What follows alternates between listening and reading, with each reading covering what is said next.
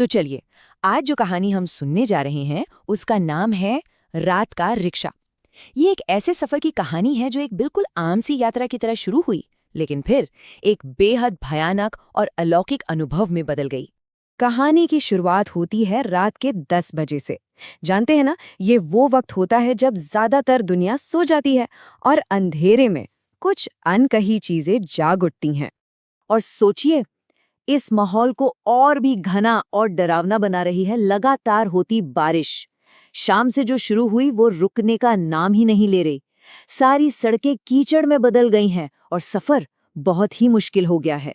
और ऐसी ही तूफानी रात में एक सफर शुरू होता है। रघुवीर नाम का एक नौजवान है जिसे अपने बीमार दादाजी से मिलने के लिए अपने गांव लौटना है। पर बेचारे को जरा भी अंदाजा नहीं था कि ये सफर उसकी जिंदगी का सबसे खौफनाक सफर बनने वाला है। तो जरा रघुवीर की हालत समझिए। उसे शहर से अपने गांव पहुंचना है।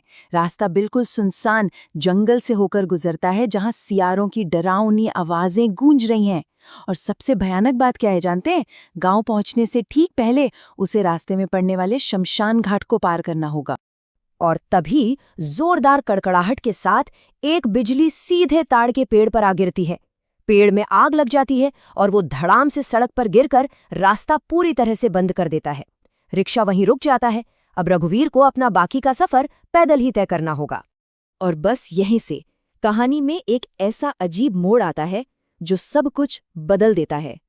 रास्ता बंद होने के बाद रघुवीर और रिक्शे वाले के बीच एक ऐसी बातचीत होती है जो आने वाले खतरे का साफ साफ संकेत दे रही थी।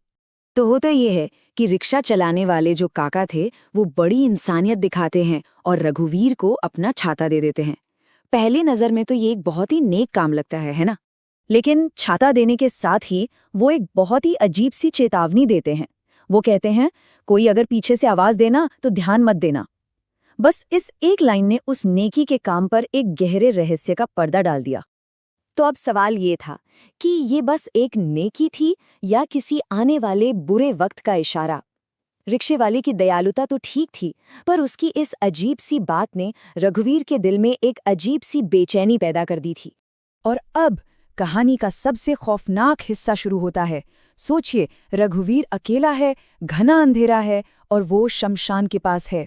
रिक्शे वाले की वो चेतावनी अब सच होने वाली थी। अचानक रघुवीर को पीछे से किसी के पुकारने की आवाज आती है। कोई उसका नाम ले रहा था और जैसे ही वो मुड़कर देखता है, उसके तो होश ही उड़ जाते हैं।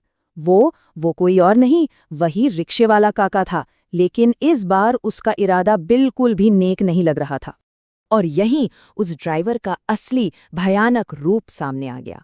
कहा तो वो कुछ देर पहले इंसानियत दिखाते हुए अपना छाता दे रहा था, और कहा अब वो पूरी हैवानियत पर उतर आया था और कह रहा था, हम आपका ताज़ा ताज़ा खून चाहते हैं। और इसकी बात जो रघुवीर ने अपनी आंखों से देखा, वो किसी के भी रोंगटे खड़े कर दे। उस रिक्शे वाले की चमड़ी सड़ सड़ कर गिरने लगी।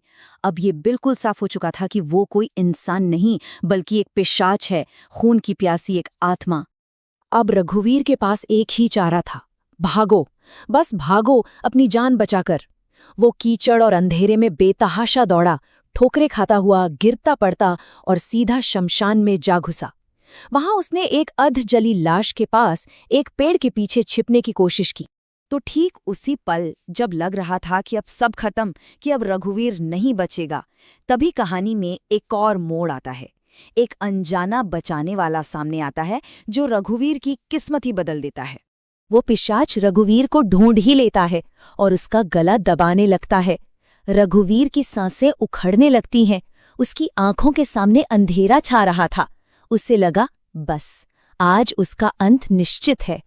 लेकिन तभी अचानक से एक दूसरी परछाई जैसी आकृति वहां प्रकट होती है और सीधे उस पिशाच पर हमला कर देती है। एक ही झटके में रघुवीर उसकी पकड़ से आजाद हो जाता है। तो अब शमशान में दो अजीबोगरीब ताकतें आमने सामने थीं।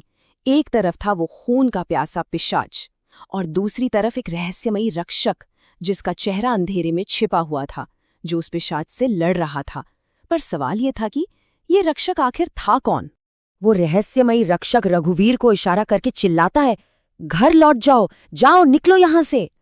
वो रघुवीर को भागने का मौका दे रहा था, जबकि वो खुद उस भयानक पिशाच को रोके हुए था। तो अब हम पहुंचते हैं कहानी के उस हिस्से पर जहां उस रात के सारे राज खुलने वाले थे, जहां उस खौफ के पीछे की एक दिल को छू लेने वाली सच्चाई सामने आने वाली थी। रघुवीर हांफता हुआ दौड़ता हुआ अपने घर पहुंचता है और देखता है कि पूरा परिवार मातम में डूबा हुआ है। उसके दादाजी अब इस दुनिया में नहीं रहे थे।